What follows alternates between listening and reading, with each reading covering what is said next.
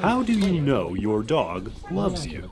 In his book, How Dogs Love Us, author Gregory Burns says that although he spent 2 years training dogs to go to an MRI so people can study their mental behavior, there are some simple clues to find out how your beloved little Bow Wow feels towards you, without a complex medical procedure.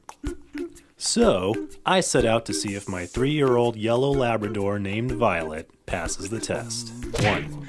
Your dog cuddles up with you after eating. It's no mystery that dogs tend to be motivated primarily by food.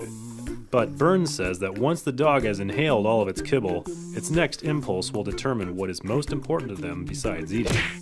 So does your dog want to go outside and play alone, or snuggle you after its meal? Normally, Violet needs to go to the bathroom immediately after breakfast, but dinner is a different story. If I'm on the couch, she's there too.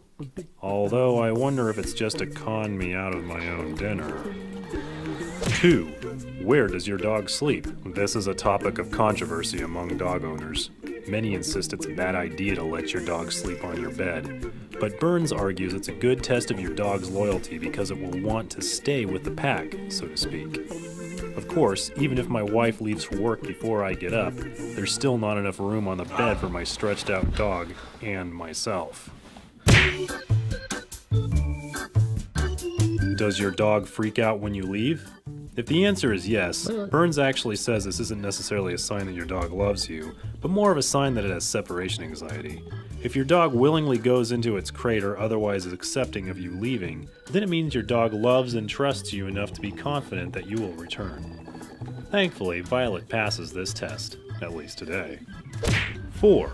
Does your dog freak out when you get home? Burns says your dog loves you when they try to jump all over you upon your arrival, even after they've been fed. When it comes to Violet, there's no question here. Do you love your dog? Because that would mean it would love you back. Well, let's see. We're willing to spend an arm and a leg when our dog eats something she's not supposed to and needs to go to surgery. We deal with massive amounts of dog hair all over everything we own. And every time I get low to the ground, there's a tongue in my face. So, it's safe to say this 5th one checks out as well.